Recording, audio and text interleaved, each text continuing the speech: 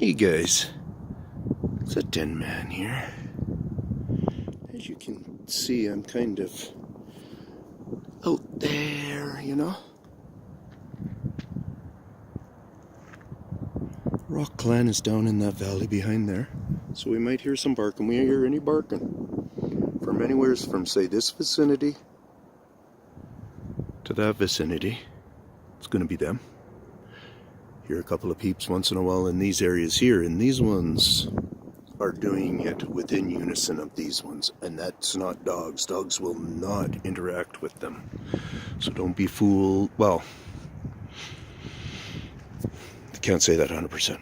Anyway, see how I'm just looking at this fire hydrant and stuff, making it a reason to look at it. But anyways, you see some good claw scratches there. Anyways, I just noticed those of some sort. Sure, it could be from machinery or whatever, but pay attention to that. One of my just see, we're hearing them already. So anyways, one of my subs, one of my watchers, somebody who asked me a question, he asked if I would give a little bit more detail on the grafting. So here I thought, it popped into my mind when I was just walking around here, and thought to myself, well, here's a good example. If you don't understand trees, then understand that you are looking at a chaotic amount of growth on what this tree was really naturally prescribed to do from the Creator. Alrighty. Looks like either some flake, no, a couple of mosses down on the bottom there. So see how they got a couple of different mosses going on here. And then here. So maybe 3 different mosses or something. Right in here, get to see a good kind of sign of some grafting happening there. Maybe we can see and understand that at one point there they did a couple of slices and now they're milking well off of each other's.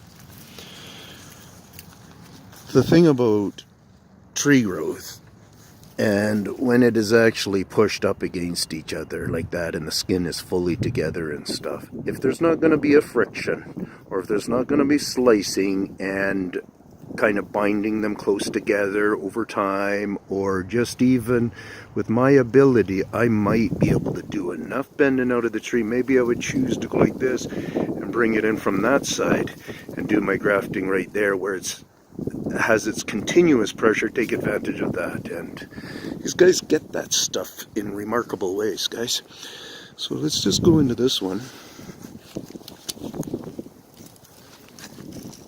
If we can see any recent, just see the recent discoloring a bit there and stuff, like on the one on the left, the branch on the left, right in there. I'm not doing a zoom right now, but right in there, who knows, you know, if we, almost looks like that piece, was there a branch there before that was cut off on the branch on the right, you know what I'm saying? But I think for sure in there we're seeing a little bit of raw wood or something going on. And then you can look at other spots. Look at it's happening right there again. So a graft there, grafting through there. They'll probably make it. And you could come back here in a couple of years, and this is all conformed as one branch. And it never came under the construction of delimbing this out of their practicality. But you can notice sometimes where they do really hard effort, like those, because those must be pretty good efforts. And then next thing you know, they've come along and removed it, and it's kind of like, that had some interest for sure. So in this video, I'm going to show a couple of more, just proof that they're in your neighborhood and such like that, right? Those rocks, we'll quickly look at those rocks in a moment there. See all this plucked out grass? I can really feel it. You see how it shows the pattern better here? When we were young and stuff, we used to notice that stuff around a little bit. And I was always under the impression that it was from, you know, dog pee and stuff. Because blah, blah, blah, what you learn from your parents and stuff like that about animals and stuff. So we used to have dogs the odd time, and we used to have areas where we were only allowed to let them go to the washroom. So anyways, so judging by that, somebody's cut there. But if you think about it being cut there, and on the angle that it was cut there, And it's just that splice coming off. That's kind of interesting in itself, because with that splice and the way it was cut, you would almost think the tree would have been falling this way, and then the person did a little slice up into it like that. I would almost think they would have been doing a little chop like that. Or that was a first slice for some reason there by a human, and then the remainder slicing doing, what is that? That's 16 inches apart, and we don't do it like that. So this is most likely even them. Why do I say that comfortably? Is because this is the middle core of the tree. If you look at a lot of these trees, they haven't necessarily been middle core removed yet. There, that one looks like it has right there, if you can see it well. Anyways, when you hear that dog barking and stuff like that, there's tricks to really confirm that. I could do it if I wanted to right now, but we're working on this.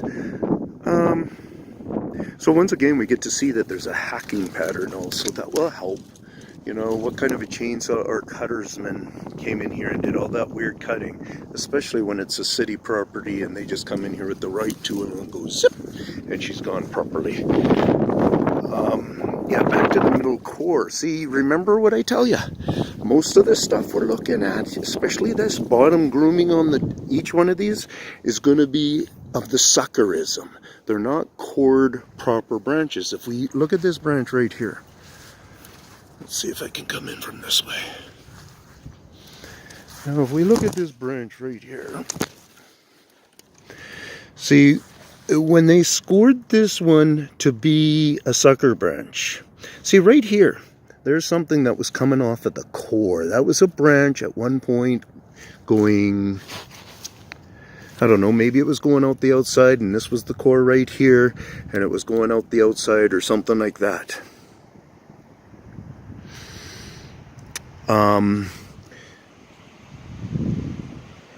See, this bulge design makes me think that this has been here a certain amount of time, that it was with its earlier growth, or else for some reason there is a bulge design that happens when these things are just expanding out. Anyways, I don't know about these in particular ones, but you do get to see a core. You get to understand that the branches do come from the core, a prescribed branch to the tree that comes from the creator made a branch come from the core, and as part of the feeding process and all that kind of stuff and survival.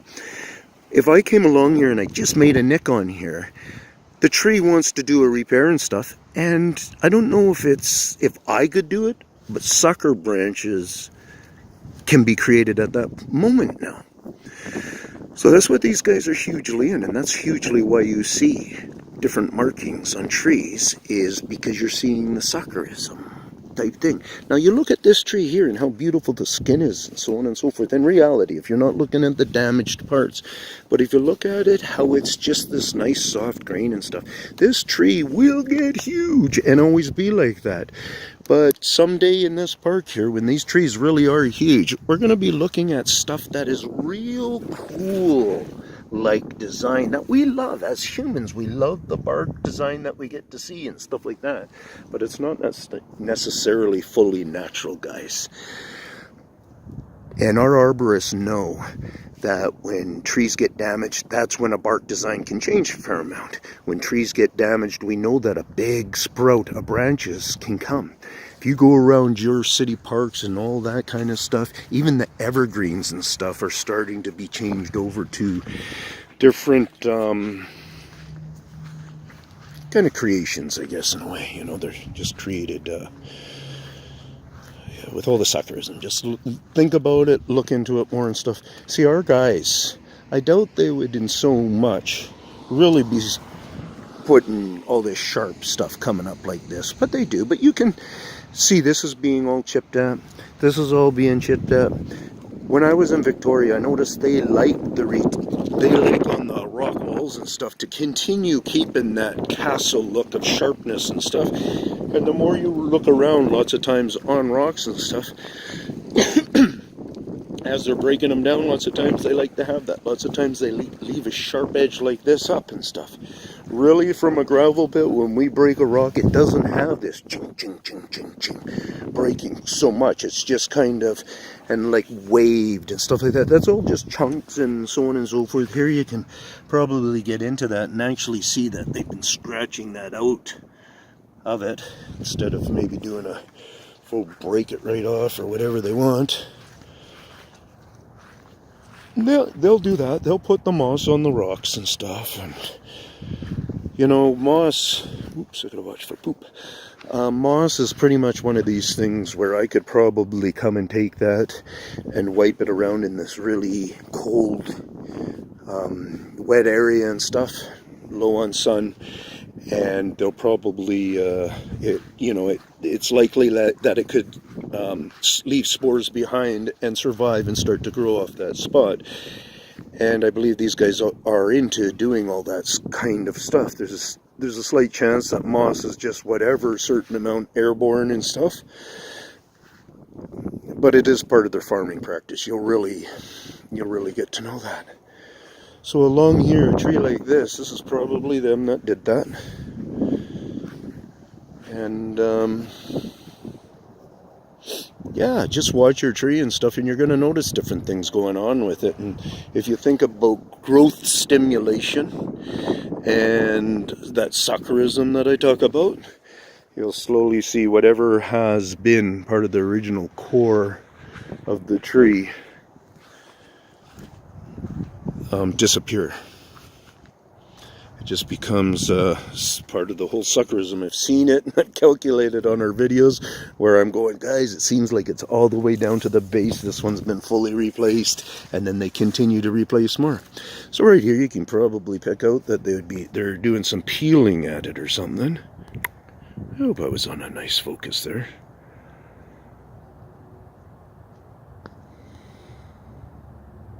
There we go. I wonder if... Well. So anyways, if you got into that, like right there and stuff, you'd probably be able to see some of the signs of, oh yeah, I can see little slices and that's being peeled. So if we went down here and you look at this stage of the bark and it's different. So it's like us. We start to scar too.